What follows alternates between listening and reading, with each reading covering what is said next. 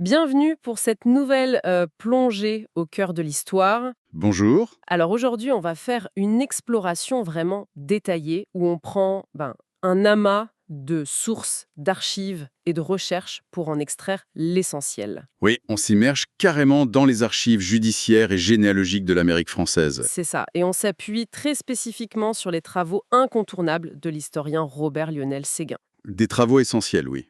On va parler du Montréal des années 1650. Mais attention, on laisse de côté les grands récits habituels, vous savez, la fondation de la ville, tout ça. On est sur autre chose là. Totalement. On s'intéresse à un drame humain d'une intensité, franchement, d'une intensité folle. C'est le mot. Un triangle amoureux, une vengeance mesquine et une rumeur de magie noire qui a pris des proportions absolument démesurées. C'est l'histoire de Marie Pontonnier. Exactement. Et on va voir comment un simple soupçon de sorcellerie a littéralement paralysé un mariage de la haute société locale.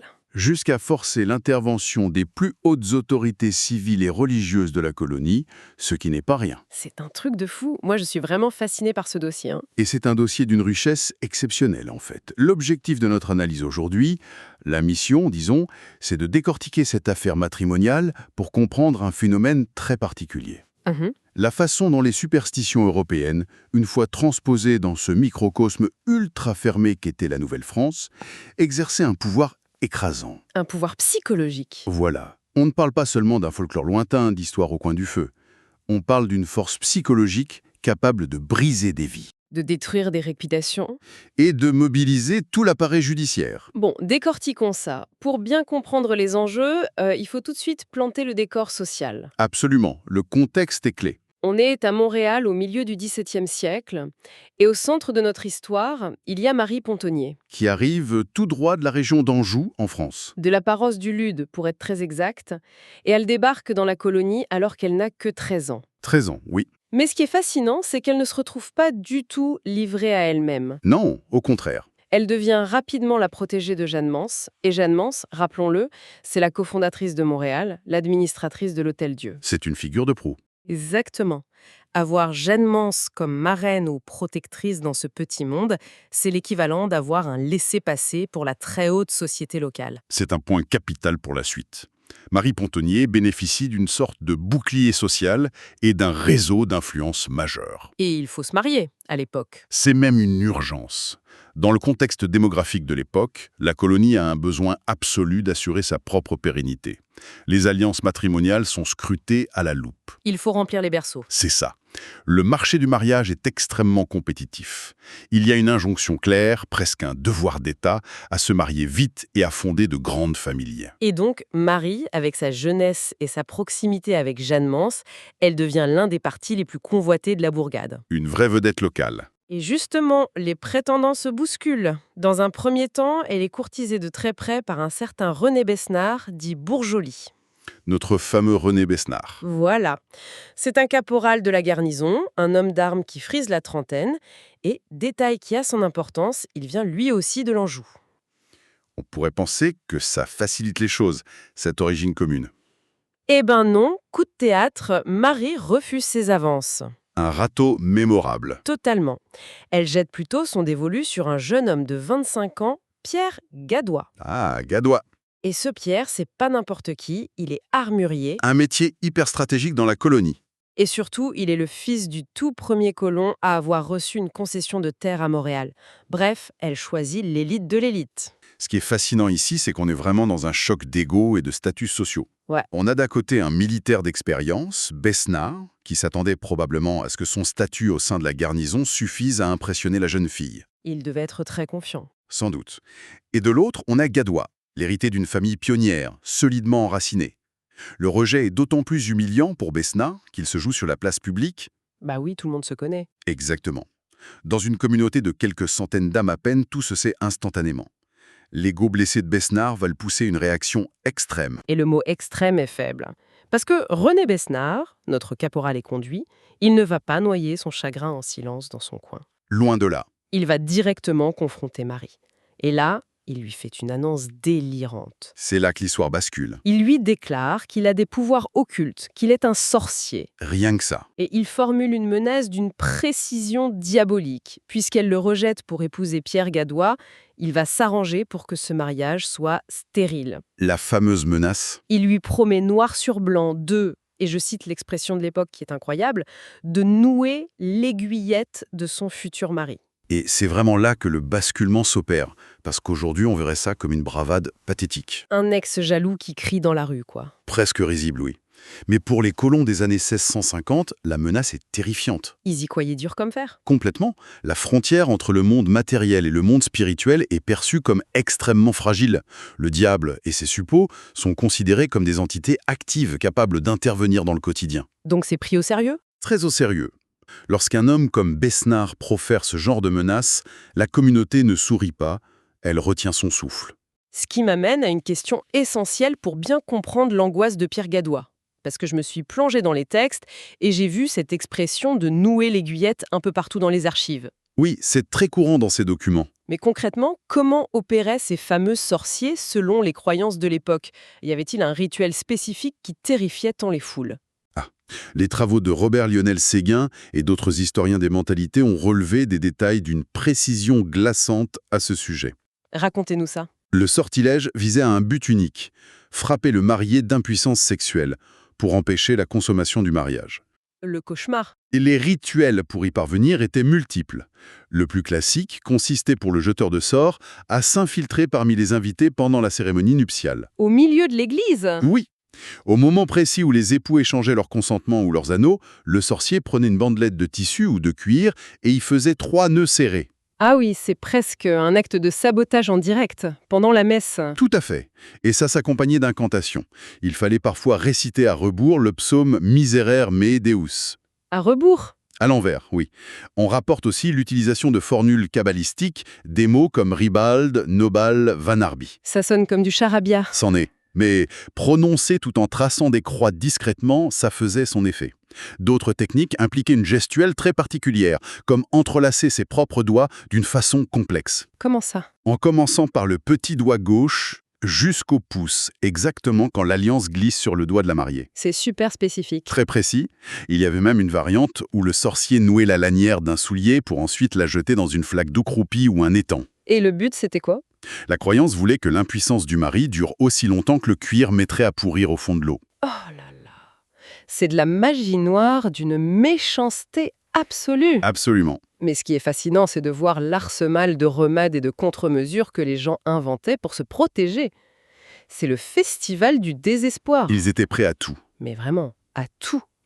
Pour éviter cette humiliation publique, les sources parlent de porter sa chemise à l'envers le jour des noces. Oui, classique. Ou de glisser une bague sous la semence de la mariée. Mais il y a aussi des méthodes préventives qui relèvent presque du comique aujourd'hui. Comme lesquels?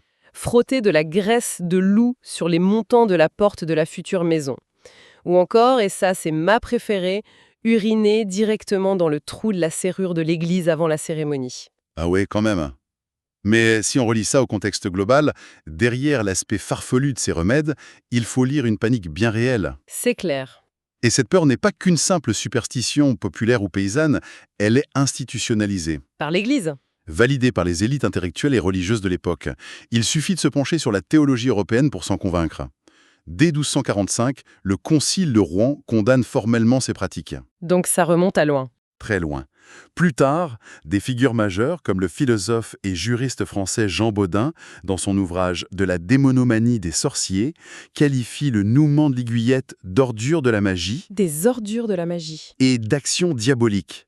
L'Église reconnaît l'existence de ce maléfice au point où l'impuissance induite par la sorcellerie est un motif légitime et légal pour obtenir l'annulation pure et simple d'un mariage. C'est fou que ça aille jusqu'à l'annulation. Donc on en vient au mariage. Quand arrive le grand jour, le 12 août 1657, l'ambiance n'est pas vraiment à la fête des contractés. On imagine la pension? C'est le mariage de Marie Pantonnier et Pierre Gadois. Et comme on l'a dit, Gadois est le fils du premier pionnier et Marie est la protégée de Jeanne Mance. Donc le tout Montréal est présent dans l'église. Tout le monde veut voir ça. On y trouve Barbe de Boulogne, l'épouse du lieutenant général de la colonie, Lambert Claus, le grand commandant de l'île, et bien sûr Jeanne Mance. Tout le gratin est assis sur les bancs. Une pression énorme. Et Pierre Gadois, lui, est complètement terrorisé par les menaces de René Besnard. Il sait que le caporal a promis de le maudire. On imagine aisément l'état psychologique du marié. La pression est à son comble. L'attention de l'élite de la colonie est braquée sur lui. Il devait transpirer à grosses gouttes. Exactement. Et face à cette angoisse dévorante, on lui a conseillé une contre-mesure de la dernière chance. Pendant le mariage. Pendant que le prêtre donne la bénédiction nuptiale, Pierre Gadois tente de conjurer le sort en récitant mentalement le fameux psaume Miserere en latin Ah! et à l'envers. Et c'est là que ça devient vraiment intéressant. Parce que, malgré toute sa bonne volonté, sa tentative de désamorcer la malédiction échoue lamentablement. C'était couru d'avance. On peut supposer que réciter du latin à l'envers, en plein stress devant toutes les personnalités de la ville, n'a fait qu'amplifier son angoisse. Le résultat, la nuit de noces est un échec. Un échec total. Et les nuits suivantes aussi. Le mal est fait. Les textes anciens décrivent la situation avec cette pudeur poétique typique de l'époque. Ils notent que le berceau reste au grenier. Joliment dit. Ou encore que Gadois ne réussit pas à trouver la clé des trésors de la jeune Marie. C'est élégant. Très élégant. Mais derrière ces formules, c'est une véritable tragédie humaine qui se joue. Et il faut bien comprendre que dans le Montréal de 1657, l'anonymat n'existe pas. Pas du tout. Les murs sont fins, les ragots vont vite. Le fait qu'un couple de cette envergure sociale n'arrive pas à consommer son mariage devient rapidement l'affaire de tous. Le poids du regard des autres a dû être insoutenable. D'ailleurs, leur détresse est telle qu'ils finissent par aller voir le curé. C'est la procédure. Mais face à ce blocage, le clergé local se déclare impuissant et leur propose une solution extrême. Faire le voyage jusqu'à Québec pour recevoir une deuxième bénédiction nuptiale. C'est énorme comme démarche. Loin de l'influence du sorcier montréalais. À l'époque, un aller-retour Montréal-Québec, c'est une expédition longue, épuisante et dangereuse sur le fleuve, au beau milieu des menaces d'attaque amérindienne. Tout ça pour essayer de briser un sort ? Ce voyage désespéré est la preuve de la violence de leur traumatisme. Complètement. Et malheureusement, même après cette deuxième bénédiction à Québec, le retour à Montréal se solde par un nouvel échec. La situation s'enlise. Pendant 3 longues années, l'impuissance de Pierre Gadois perdure. 3 ans. 3 ans. C'est ici que l'analyse psychologique devient incontournable. L'efficacité redoutable de cette malédiction ne repose évidemment pas sur l'existence réelle d'une magie noire, Bien sûr. mais sur un mécanisme implacable de prophétie autoréalisatrice. Exactement. C'est le pouvoir de suggestion poussé à son paroxysme. C'est un effet nocebo massif.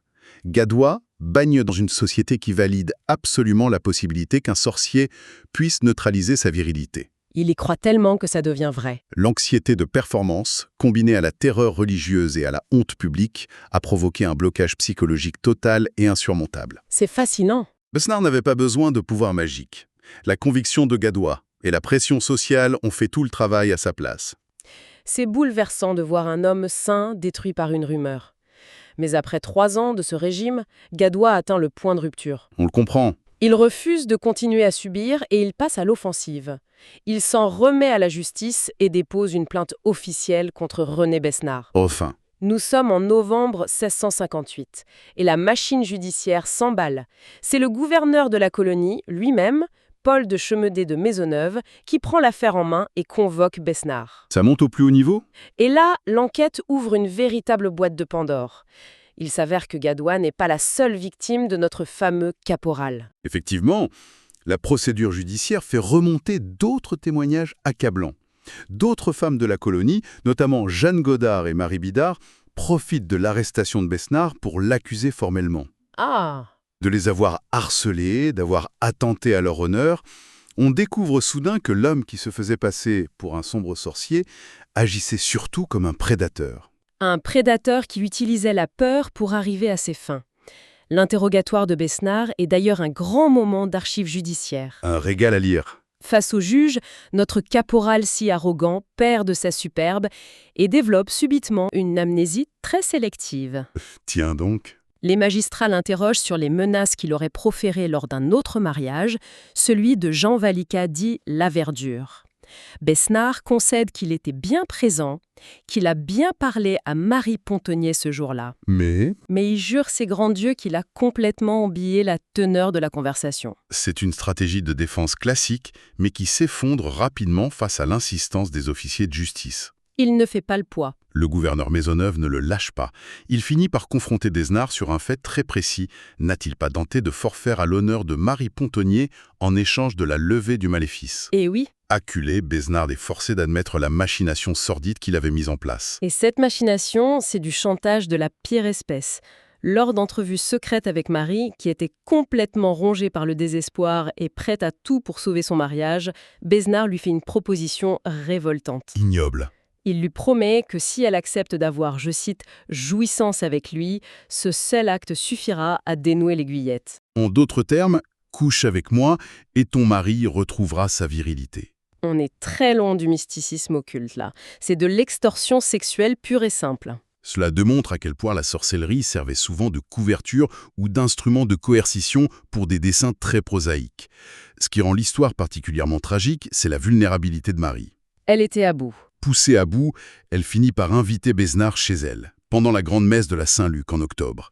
L'église est pleine, les rues sont vides, c'est l'occasion parfaite. Pour en finir avec ça, Elle espérait probablement soit le supplier, soit céder à son chantage pour libérer son mari. et c'est là qu'on assiste au dégonflage le plus pathétique de la Nouvelle-France. René Besnard, le grand sorcier redouté de tous, refuse de se rendre à ce rendez-vous. Et pourquoi? Parce qu'il a peur que les voisins le voient et jassent. Le soi-disant maître des forces obscures est terrifié par les ragots de quartier. C'est effectivement d'une ironie cinglante. Lors du procès, le tribunal pointe également une autre contradiction majeure. Besnard s'était ouvertement vanté en public de savoir nouer l'aiguillette. Tout le monde l'avait entendu. Face au juge, sentant que cette vantardise allait le mener droit au cachot, ou pire, il tente une manœuvre rhétorique désespérée. Il soutient que les témoins ont mal compris. Oh, la mauvaise foi. Selon lui, il s'était simplement vanté de savoir nouer l'aiguillette de ses propres chausses. C'est ridicule. Autrement dit, il prétend devant le gouverneur qu'il se baladait en ville en criant sur tous les toits « Regardez comme je sais bien faire les lacets de mon pantalon !» C'est une insulte à l'intelligence de la cour. Évidemment, Maisonnard ne pompe pas dans le panneau. Le jugement tombe le 4 novembre 1658 et la sentence est exemplaire. Il prend cher. René Besnard est jeté au cachot, condamné à une amende écrasante de 300 livres et puni de l'exil. Il est purement et simplement banni de l'île de Montréal. Cette sévérité s'explique par la volonté politique de Maisonneuve de restaurer l'ordre moral. La colonie ne peut pas se permettre d'être déstabilisée par des rumeurs de magie noire. Ni par les chantages. Ou par les agissements d'un manipulateur. L'exil est la façon la plus expéditive de purger la communauté de ce facteur de trouble. Alors qu'est-ce que tout ça veut dire? Le sorcier est donc mis hors d'état de nuire. Mais le problème de fond n'est toujours pas réglé. Pierre Gadois reste impuissant. Le blocage est toujours là. Il faut donc trancher sur l'avenir de ce mariage non consommé. Et c'est là que l'affaire remonte jusqu'au sommet absolu de la hiérarchie. Le 31 août 1660, c'est Monseigneur François de Laval en personne. Le grand vicaire apostolique. Le futur évêque de Québec, oui, qui prononce l'annulation officielle du mariage. La terminologie utilisée dans l'acte d'annulation est d'ailleurs fascinante. L'Église déclare le mariage nul pour cause, je cite les archives, d'impuissance perpétuelle causée par maléfice obstruant l'orifice. C'est clinique et magique en même temps. C'est une formulation extrêmement forte. L'Église reconnaît officiellement le succès de la magie noire de Besnard. En validant sur le plan théologique et légal l'existence du maléfice, l'institution offre paradoxalement la seule porte de sortie. Une sortie honorable. Psychologique et sociale possible pour les deux jeunes gens. C'est un point brillant. L'Église utilise la règle surnaturelle pour régler un problème psychologique. Et la justice civile vient appuyer cette réparation. Financièrement. Oui, le gouverneur Maisonneuve ordonne à Pierre Gadois de restituer à Marie ses affaires personnelles en 24 heures. Mais il va plus loin, il condamne Gadois à verser à son ex-épouse une indemnité faramineuse de 400 livres. C'est énorme. Et détail très révélateur sur l'économie de l'époque, cette somme est payable en castor, en blé et en argent. Ce détail économique mérite qu'on s'y arrête un instant. Dans la Nouvelle-France des années 1660, la monnaie sonnante et trébuchante, les pièces de métal, sont extrêmement rares. Donc on troque. L'économie fonctionne largement sur un système de troc institutionnalisé. Les pots de castor, qui sont le moteur économique de la colonie pour l'exportation vers l'Europe, servent littéralement de monnaie d'échange officielle. Au même titre que le blé. Exactement. Une amende de 400 livres représente une fortune considérable. En exigeant un tel dédommagement, les autorités reconnaissent clairement que Marie est une victime ayant subi un préjudice immense. Et qu'elle a besoin d'un capital solide pour se refaire une vie. Voilà. Et se refaire une vie, c'est exactement ce qu'elle va faire. C'est ici qu'on arrive à l'épilogue de cette affaire, et c'est une succession de pieds de nez grandiose au destin. Des retournements de situation incroyables. Marie Pontonnier, libérée et richement dotée, se remarie dès novembre 1660 avec un nouvel arrivant nommé Pierre Martin. Et très rapidement, elle tombe enceinte. Son deuxième mari est tué peu après lors d'une escarmouche avec les Iroquois. La vie était rude. Mais Marie est une survivante. Elle se marie une troisième fois avec Honoré Langlois et tenez-vous bien, ils auront ensemble 10 enfants. 10 enfants.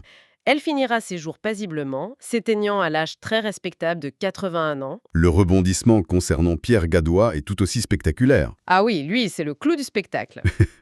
Après l'humiliation publique de l'annulation, il attend plusieurs années avant de retenter l'aventure du mariage. À 33 ans, en 1665, il épouse une certaine Jeanne Besnard. Jeanne Besnard. Or, il se trouve que cette jeune femme est la cousine germaine de René Besnard. L'homme même qui avait juré sa perte. Exactement. Et comme par magie, ou plutôt comme par un soulagement psychologique complet, l'impuissance de Gadois s'évapore instantanément. C'est fou. Avec sa nouvelle épouse, il deviendra le père d'une lignée de 14 enfants. C'est une ironie sublime. Il guérit de sa malédiction en épousant la cousine de son maudisseur. On ne l'invente pas. Et qu'arrive-t-il à notre fauteur de troubles, René Besnard ? Après son bannissement, il s'installe à Trois-Rivières.